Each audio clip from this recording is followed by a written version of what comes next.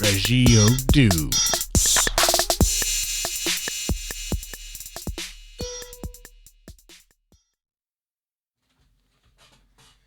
Hello and welcome back to another episode of Two Reggio Dudes. I'm Scott Gross. I'm Grant Troutman. And here we go. Woo! All right, I'm excited about today's topic. I know. You're a big fan. It's a great idea. Yeah, I'm a huge fan. Thanks. Big fan of the club. That's right.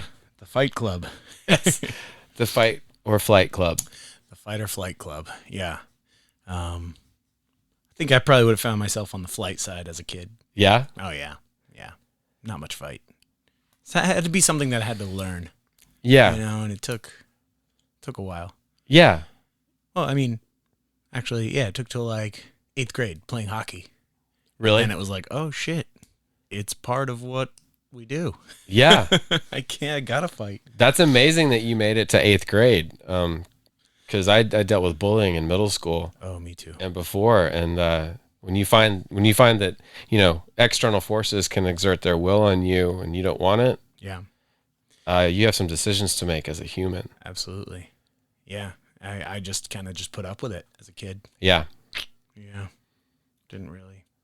Yeah. Yeah. It's funny. It's interesting. I mean, that's what we see all the time with the kids we work with. Yeah. You know, it's interesting to see who's ready to scrap. Yeah. You know, like Yeah. who doesn't, you know, it just doesn't even. Right. It's like an instinct. Yeah. It's cool to see. Yeah, so we're talking about fight or flight today. Right. Our instincts to fight or flight. Yeah. And it's a natural thing. Absolutely. Everybody has that. Yeah.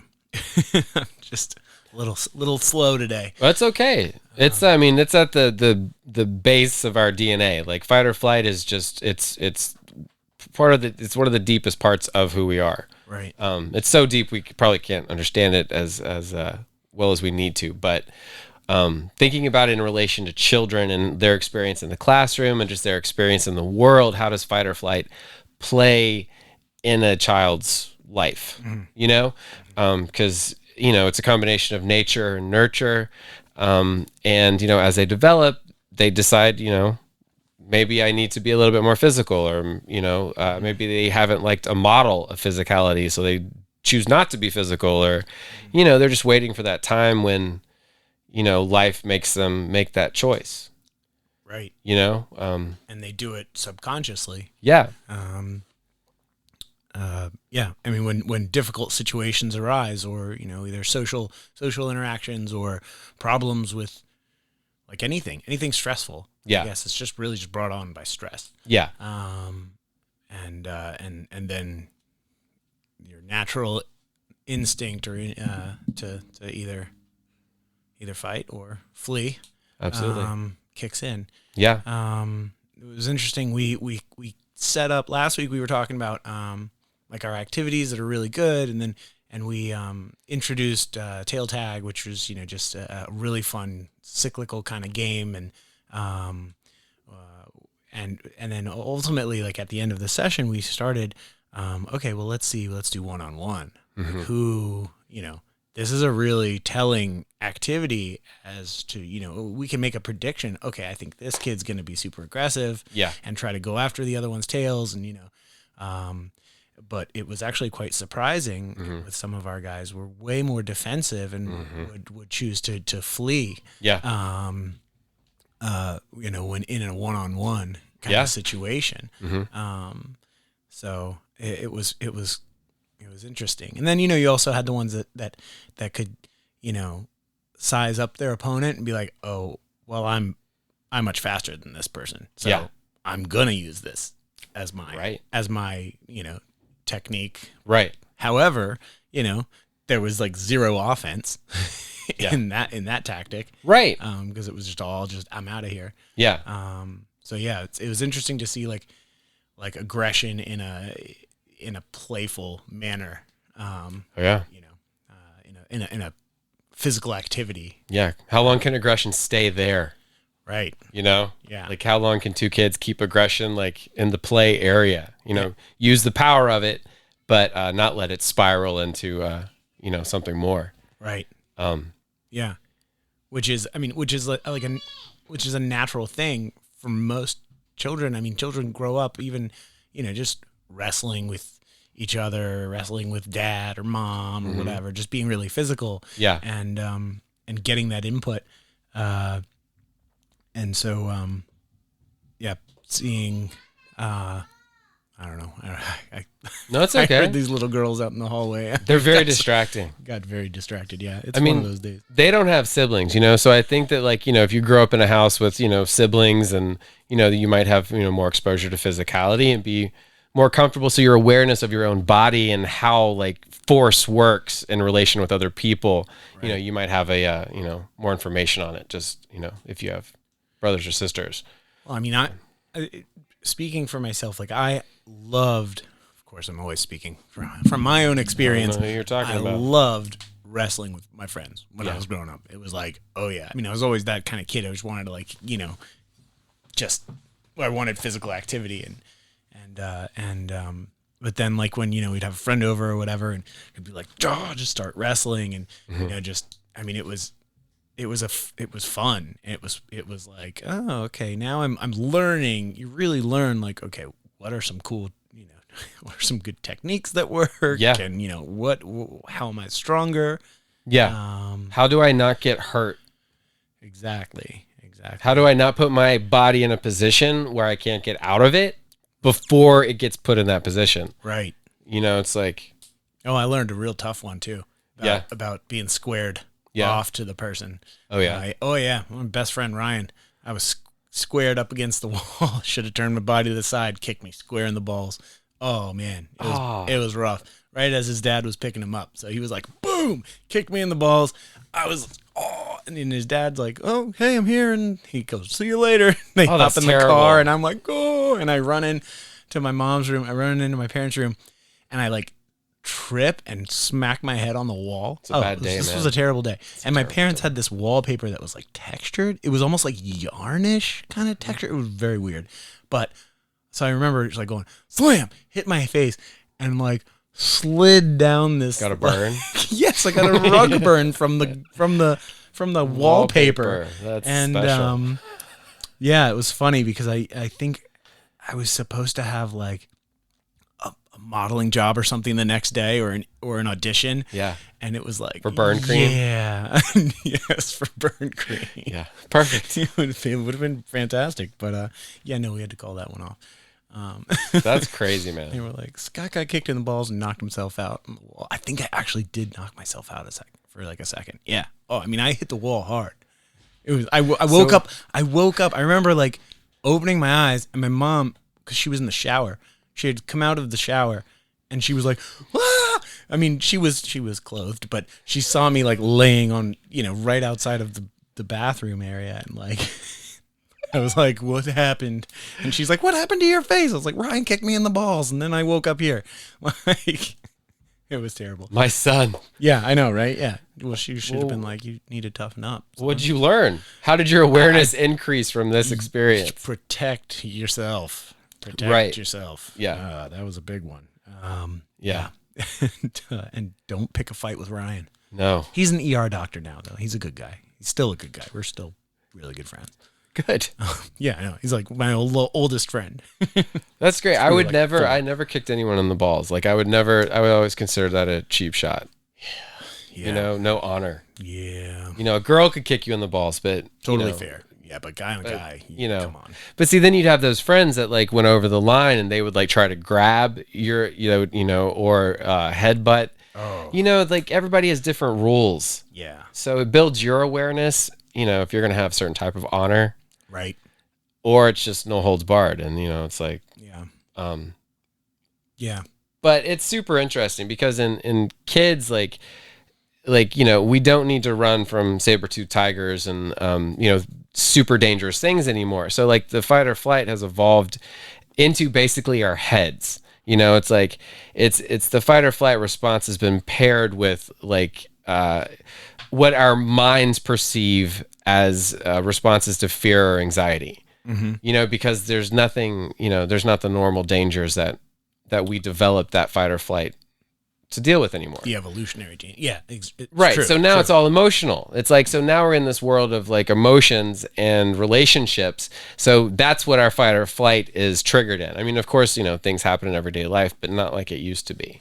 And so it's like, it's the fight or flight is like shifted, you know? So it's like, you know, if somebody doesn't get their way or if somebody gets their feelings hurt, like these big, powerful emotions, like they could trigger fight or flight in children. Right. And it can become super maladaptive, you know, and send them on a path where it just keeps going that way, where their responses to stimuli or experiences aren't proportional and don't send them on a path towards growth, you know?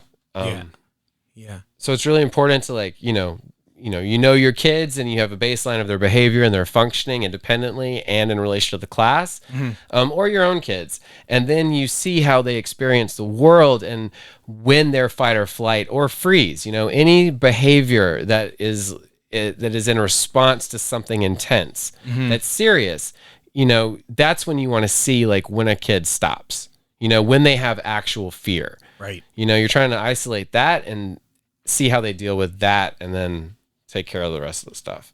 And yeah. Later. And take that information and apply it to,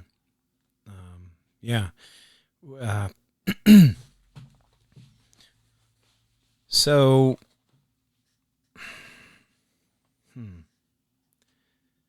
thinking about like, let's say like a playground time, right? With children, they're independent. They're doing their own things. What are some common situations? I mean, where you see, I mean, I guess you see it on the playground a lot. But I mean, I guess, I don't know. I was trying to ask a question, but no, you know, it happens to Faith. Like Faith, like, you know, when she sees like the big giant slide or she gets to a new playground and there's multi levels, like she looks at the physical structure and the physical structure, she has a response to the physical structure. Okay. You know, it's like, and as a child or a human, like if you see something like a challenge that you want to do, like if you're rock climbing, you know, you go, you look at it and you're like, okay, that section's easy, that section's harder, that's super fucking hard, I'm gonna have to be super focused. So a kid on a playground does the same thing. It's like, I'm not going up there, I can do this, we might do that. Then you add the other level of kids. It's like the kids can be super intimidating. Like for a 4-year-old on a playground running through a playground, all of a sudden there's a 10-year-old. Like children are unpredictable, like boom, fight or flight, you know, potentially. You know, so there's all kinds of triggers and you want to make sure that you want to watch for their responses for when they stop making forward progress. Okay. You know? Yeah. It's, you know, it's like whatever they're doing. Then that's where the resistance is. Right. Whenever the resistance pops up. Right. How much is it? What is it? What, as a parent or a teacher, how do I proceed? So they have a measured response to whatever inspired them to change their behavior. Right. You know, it's like, is this something I push them through? Do I push super hard? Don't push at all? You know, it's like, what do I do? Yeah. What is their response to that resistance? Yeah. I think it was funny. It was interesting that, you know, you talked about, the physical space, like the actual playground equipment or something, like the structure, and, you know, thinking about it as like as like a physical opponent, kind of like, it's like, oh, look at this thing is really intimidating. And then sizing it up, you know, just pausing, like at least Faith pausing and like being like, okay, that part's mellow, that part looks a little bit scary. What, you know, but then there, in that moment though, there's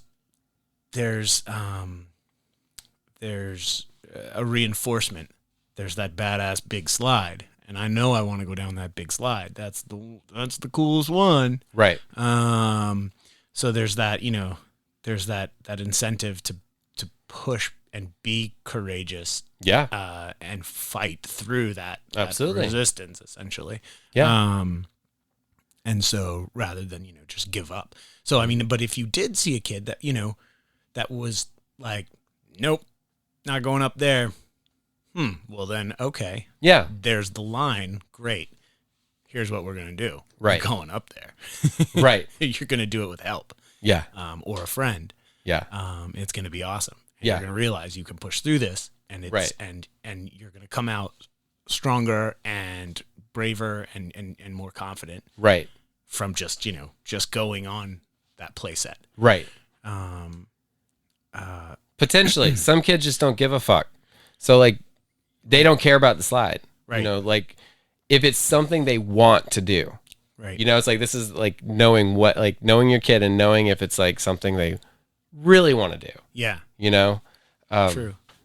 Or not. Right. Yeah. Because you don't like, just thinking about slides as a kid and playgrounds, it's like there were differences, some slides sucked, some slides were awesome. Just because something was big didn't mean it was super great. Right. So it's like, as a teacher or a parent, it's like, how much do you want to push them? Mm-hmm. You try it with them, Right. you try it with them, but it's like, they may just want to do something else. Yeah.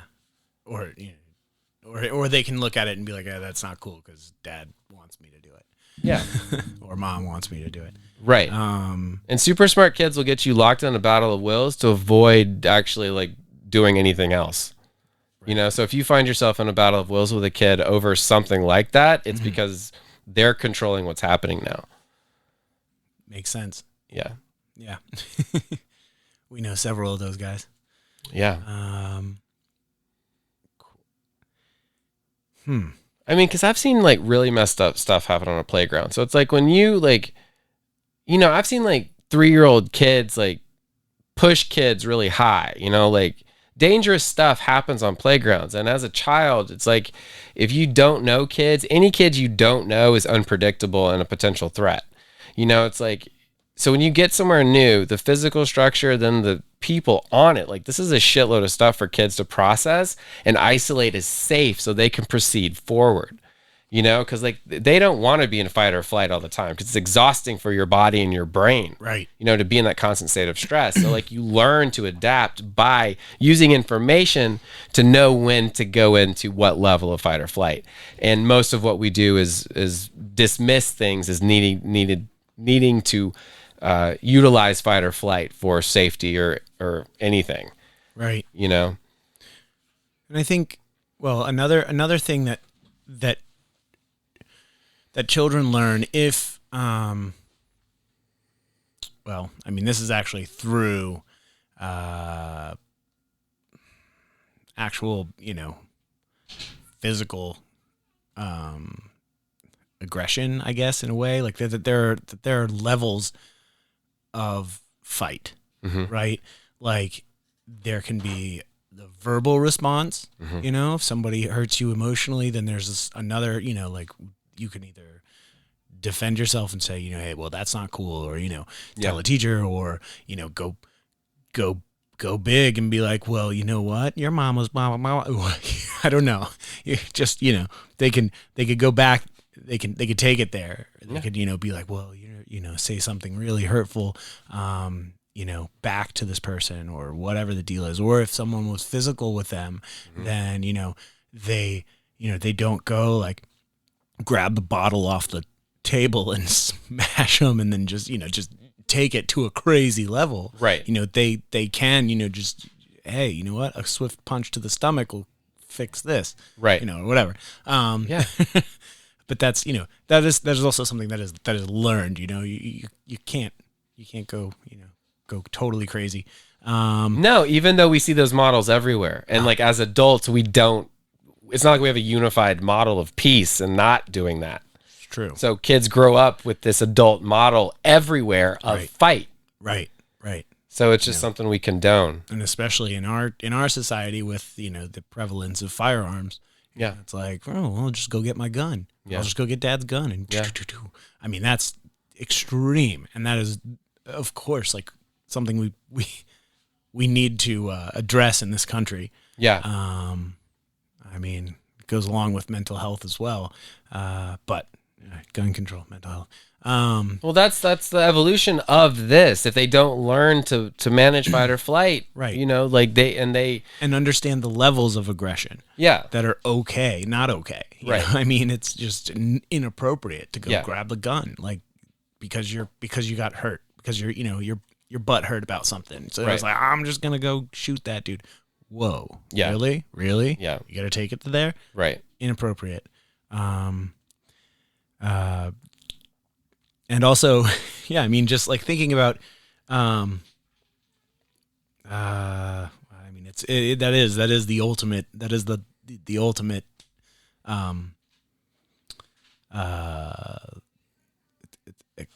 geez, I cannot. It's fine, word man. finding today is just terrible. No, it's fine. But I mean, that's the ultimate level, the highest, going to like a physical level of fight or flight. But what is the highest level of flight? I mean, in the classroom, it could be leaving the school, yeah. right? Full on busting out of the door and full on elopement. Yeah.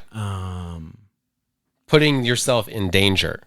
For a child, any level, there's different levels of flight. So the worst level of flight means they put themselves in danger. Right. You want them to know how to flee a bad situation or seek shelter or whatever falls under flight. Right. But you want them to like have a measured awareness of how to flee, how to do that and when to do it. Yeah.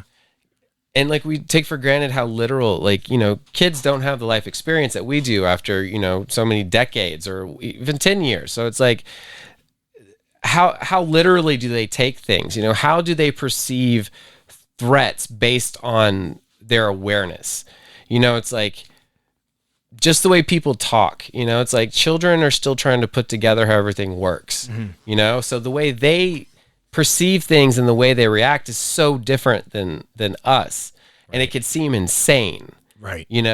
But it might not be intentional or malicious. And, we don't want to, like, if we find ourselves in that situation, we don't want to scare them, because whatever their natural response was their natural response. Right. And that's who they are. Right. Like deep down. So, and that's okay. So, yeah. It's okay, but let's let me show you another way. Yeah.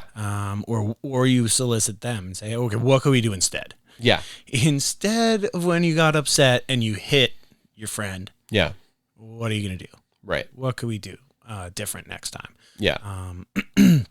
What are your options? Because in those moments, kids don't go over their options. It's just reactionary. Right. And a lot of times physicality is the fastest way to stop something. Right. Yeah.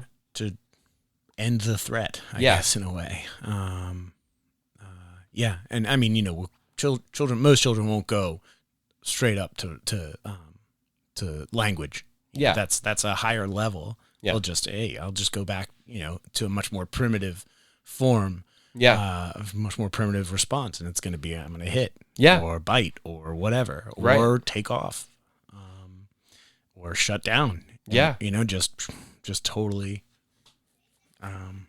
These are all the things you're looking for in a classroom. And like, with these young kids, like you're looking for all of those things. Right. You're looking for any level of aggression. Mm-hmm. You have a herd, you have 12, 15, 20 kids. Mm-hmm. They have a baseline functioning of peace. Right. Any vibrations in that you're looking for, any aggression on any level you're looking for, and then you start to make like a spectrum of the aggression in your classroom, and some of it will be normal and some of it will be maladaptive. Mm-hmm. And then that's when you engage and get everything back to a level of balance and peace. Right. Because one kid can disrupt everything. If one kid is super aggressive and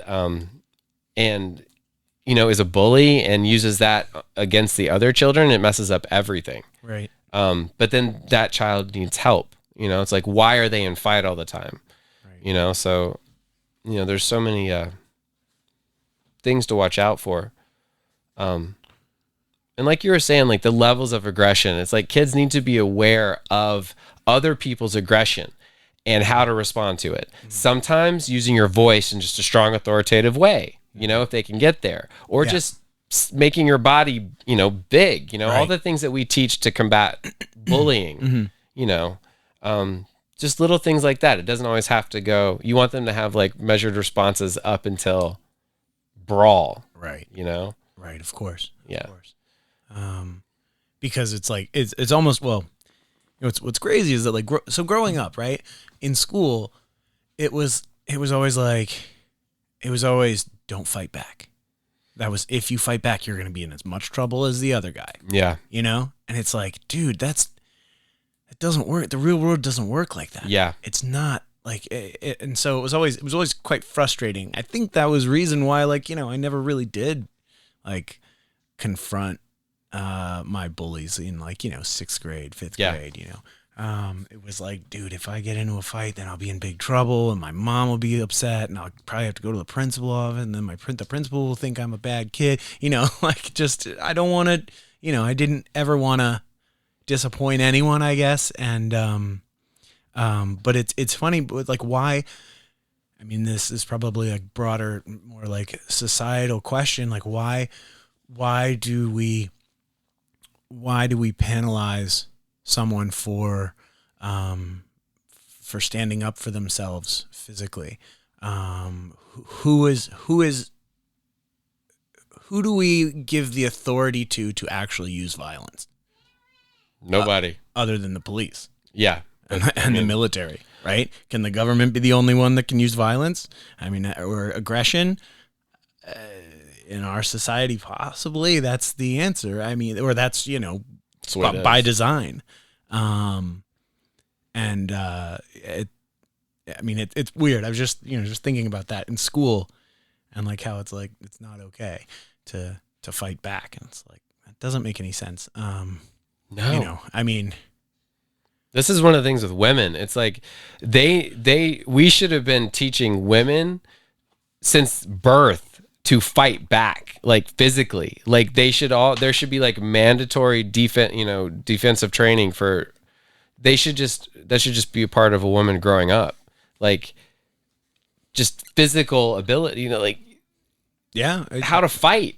Yeah, 100%. I mean, but I think my daughter's going to be getting in Brazilian jiu-jitsu and right. Cause it,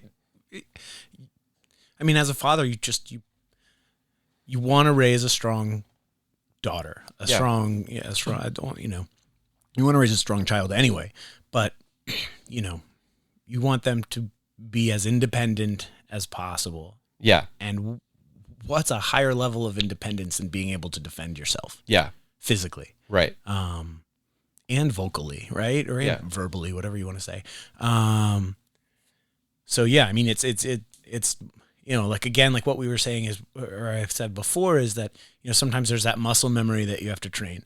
And there's the physical muscle memory, actual muscle memory of, okay, this is happening. Like we're getting physical. Like, okay, I've got to be able to know what to do, or not even, it needs to be a response. It needs to be automatic. Yeah. Like as far as like, self-defense. Yeah. And the same thing with like verbal self-defense. You have to have those words ready to go. Yeah. So when you see that injustice or that, whatever is uncool, you can call it out with the right words, and you don't get choked up. Yeah. In that intense motion, in that intense moment. So yeah, I mean, I think that it's incredibly important to have those skills in their skill set. Well, it's so psychological. I mean, like the bullying dynamic, or like anytime there's a confrontation or you have an opponent or an adversary or anything, there's rules, there's dynamics. Mm-hmm. So it's like, and weakness plays a part in that. Like the power of the bully has it's this fucked up relationship that's connected. Mm-hmm. So the more you know about a bully mentality, the more you know about a physical body, and the more you know about weak points, the more information you have, the more secure you can be when you're confronted with a situation where fight or flight is possible. Right. If you find yourself in a situation that is intense and you know quickly that that fight is not a potential, then you are looking for flight. You're looking for ways to, I mean, maybe not literally, but it's like you're looking for ways out of the situation. If fighting's not a choice, you know, and I mean, everybody does this, you know, there's Right. some people you could take, there's some people you can't take, Yeah. you know? Yeah. Um, That brought up an interesting point. Like so when you are comfortable, physically, and when a child is comfortable physically, like saying like as they feel comfortable enough that they can defend themselves, which against, you know, a similar sized person, not against a grown up, obviously, but you know, then you're instilling them this confidence to that, you know, that will open doors to them where they won't be so fearful when there is like an injustice or they see something that's happening that's wrong. Like maybe someone, okay, like, so like I think of, it's funny, I thought of Joe Rogan for this example as being someone who is, you know, a Brazilian Jiu-Jitsu black belt, you know, Taekwondo expert, you know, just a martial artist all around. He has that physical quality. Like, okay, I don't have to be afraid of anyone. right. And so what he has done, what I've in the past is, you know, he'll be at a comedy club and, you know, someone's on stage telling someone else's jokes, you know, which is a huge sin in the comedy world. Yeah. You know, and so stealing, and he'll get up there. I've seen he did it to Carlos Mendez. No, who is? Oh, God. Anyway, I don't remember. Anyway, he went up on stage and was like, "Dude, that's not your joke." Like, will straight up confront them right there and be like, "That's wrong. What Right. you're doing is wrong." Right. And you know what? I'm not afraid to call you out on it right now. Yeah. In front of all these people.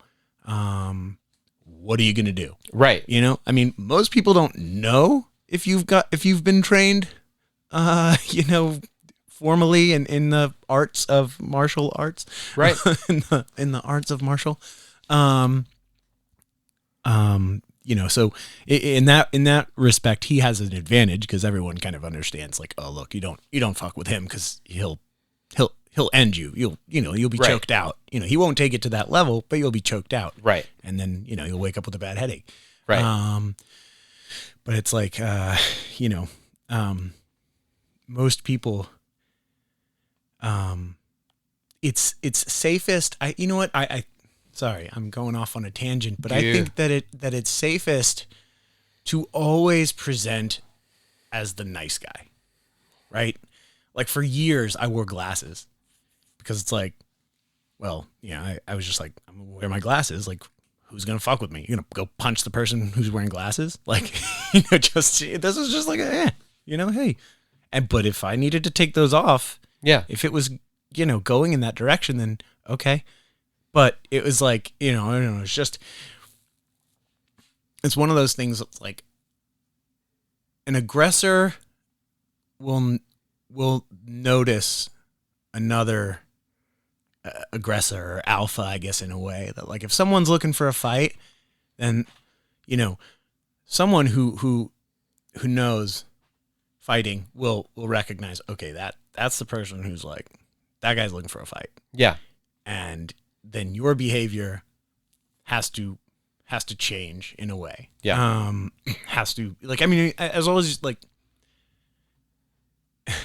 I don't know, I'm going, I guess I'm kind of saying, like, in order to prevent, like, no, I don't know. I guess I was just going at it from, like, you know, it's always best to, like, to present yourself as a good guy, as a nice guy. Sure. And if you can use tactics such as humor, Yeah. right, and intellect, Yeah. to diffuse a situation, Yeah. fantastic, Absolutely. awesome. Mm-hmm. But when there is somebody who is clearly there to start something, Yeah. having the nice guy attitude or presentation gives you an advantage, at least as far as like a element of surprise kind of thing. You know, they're not expecting it from the guy with glasses wearing a tie. What are they not You expecting? know? They're not expecting you to, you know, be the one that stands up to them. Right. You know, so So are you saying you're a nice guy, but you can stand up for yourself and you have the capability of being physical if necessary? I think everyone should. I mean, Well, no, that's what I think. That's is that I'm not well, no, you making much sense. No, you are. We were on the nice guy part. So, Right. and it is true. Like, I agree. I believe everyone should be nice and you have the nice guy. But I think the nice guy should be able to like throw down and kick ass when he needs to. 100%. Because I don't think the bullies, I don't think the aggressors, I don't think that side actually like respects like just nice. Right. Like if you're just nice and you have like a super hot girl, Yeah. like that guy, that bully that wants to take your girl isn't going to give a shit that you're nice. And if you can't stop him, you know, it's like there has to be substance. There has to be behind, Right. you know, the nice, which is why I think Joe has so much appeal, because Joe's super nice and personable and evolved, Right. but he can kill. Right. So I think that's where I was yeah, going. we just hadn't gotten to the Yeah. kill part yet. Yeah. Yeah. Just always, you know, I mean, I just think it's one more tool at your disposal. Yeah. As a as a person, I don't know. Well, that's what you want to teach kids. You want them to be nice. Like, you know, Yes.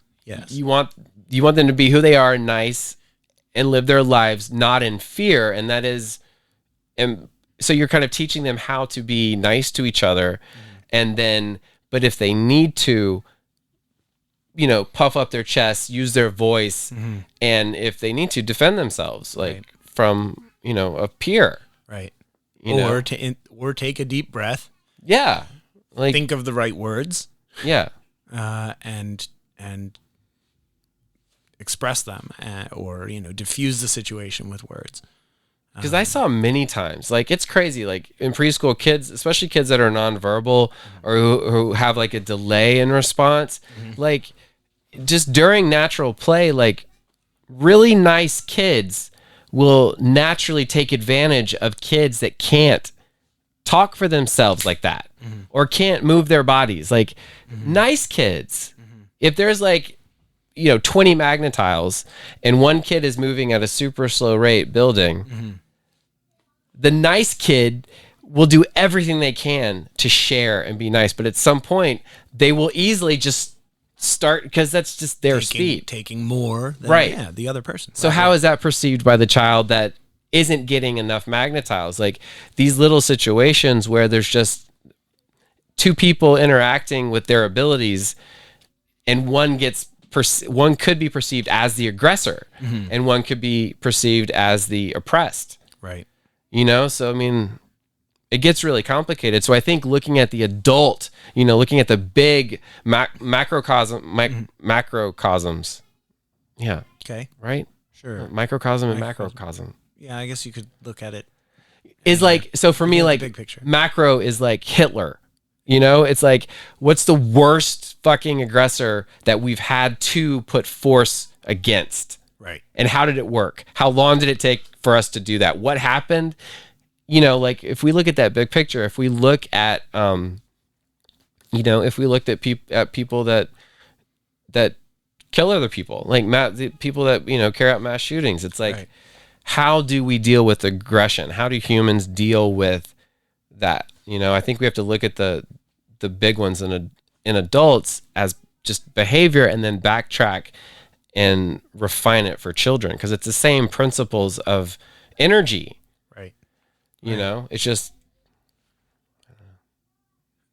And equity too. I mean, you're thinking about like, going back to your magnetile example, right? So here you as the teacher are the gosh, I don't know if this is the right word, but the arbiter of justice, essentially, or whatever. You're the one that can advocate for the child who is, experiencing this injustice, quote unquote. Whereas the other kid took 20 magnetiles and this kid's got 2. Just because they move slower and it's harder for them. Maybe they have a physical disability or just cognitive or something that is just. Anyway, they're not on the same level. So in that moment as the teacher, then you have to say, what do?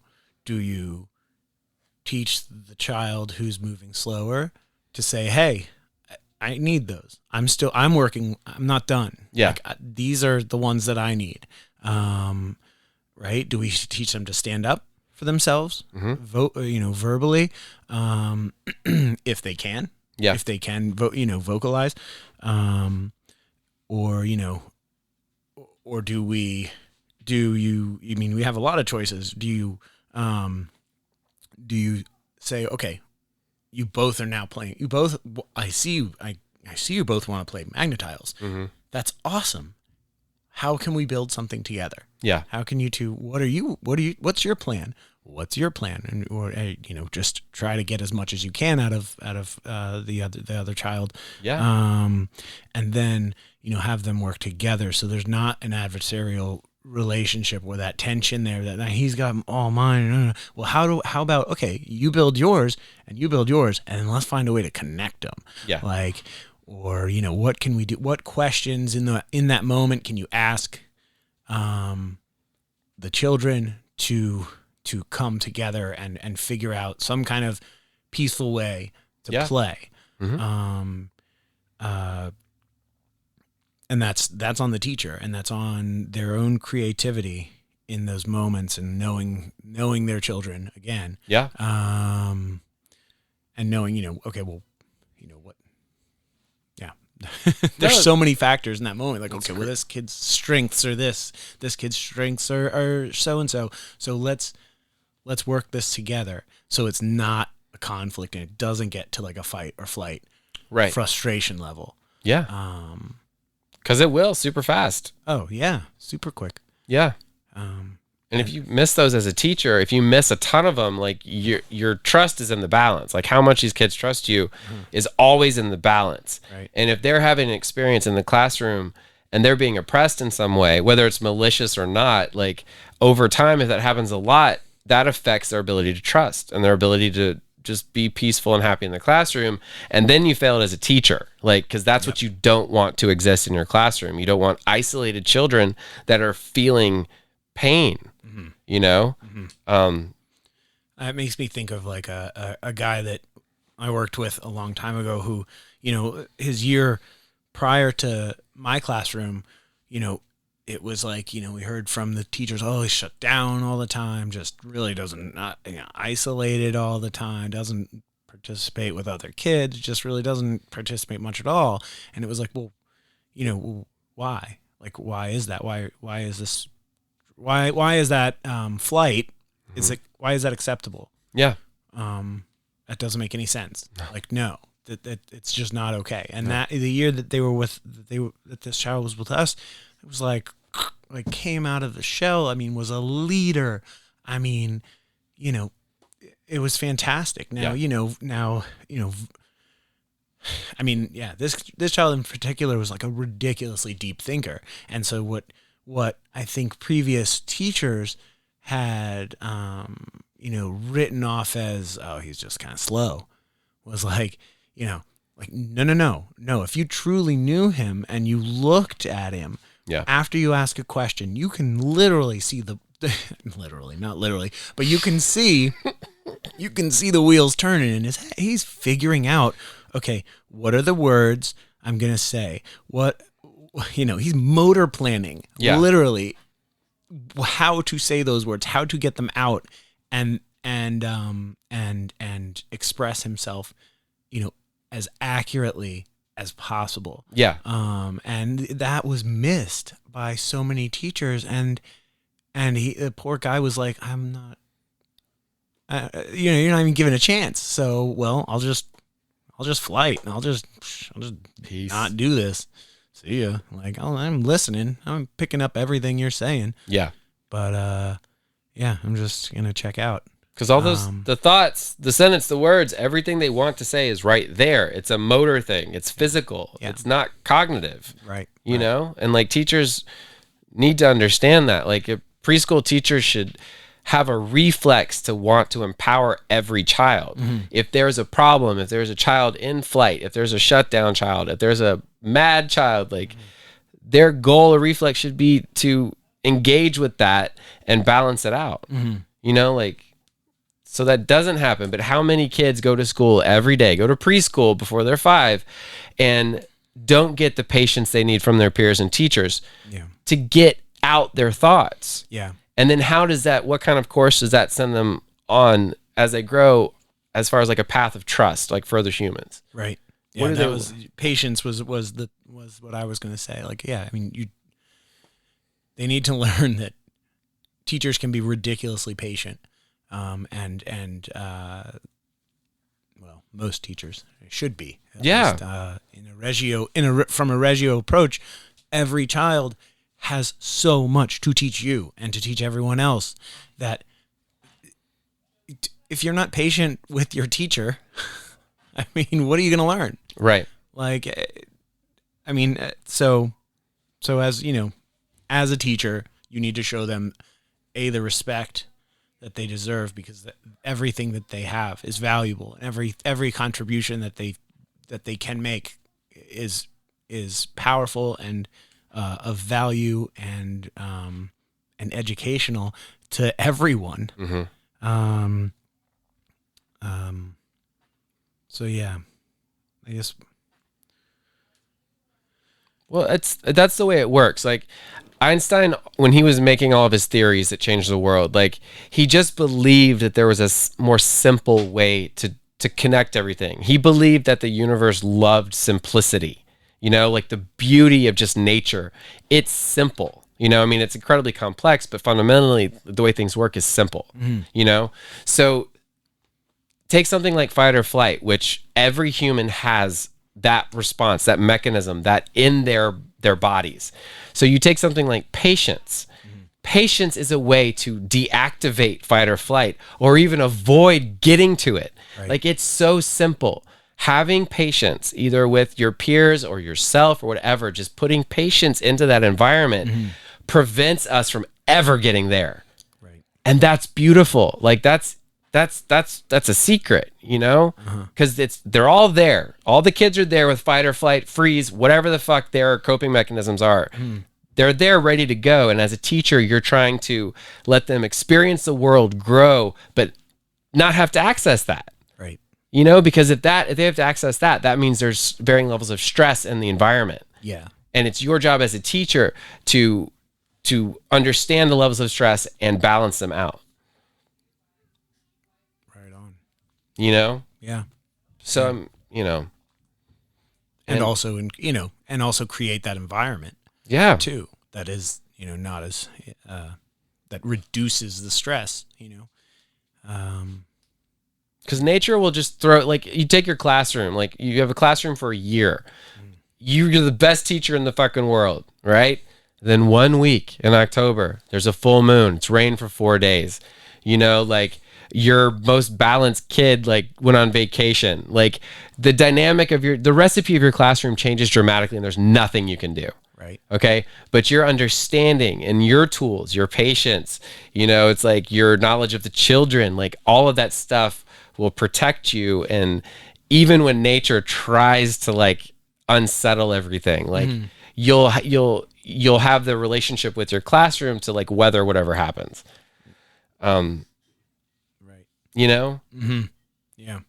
Because then once you have that, that's when you can expand out of your classroom. Like you can expand out of your classroom to the school, you know? So then once, and that's what a teacher needs to do. They want to master the energy in their classroom. And that just means balance. It doesn't mean control. Right. And then once they do that, then it can spread. And like, this is what happened in Reggio. It's like, it's spread from a person to people, to a classroom, to a school, to a city. To a community, yeah. It's just a wave of energy that just washes over everybody and makes everything better. Yeah. So like that's what you're trying to do as a preschool teacher. Exactly. So, well, I think that was pretty awesome. Pretty good. We're at 50 minutes already, man. Right. Yeah, that was quick. I got to go do. Oh, yeah. I got lessons, but no, yeah, I think we can continue more of this discussion too. Absolutely. I think there's a lot more here that we can research and delve into. Yeah. That's a great topic. But yeah. Well, thanks, Grant. Thanks, Scott. This was fun. It was fun, man. As usual. That's right. Well, everybody, just make sure you check out our YouTube, 2 Reggio Dudes, the number 2 Reggio Dudes. That's YouTube. right. And yeah, everywhere else where you get podcasts. So we'll see you guys next time. Feliz Cinco de Mayo. Yes, happy Cinco de Mayo, everyone. Enjoy responsibly. Adios. Peace.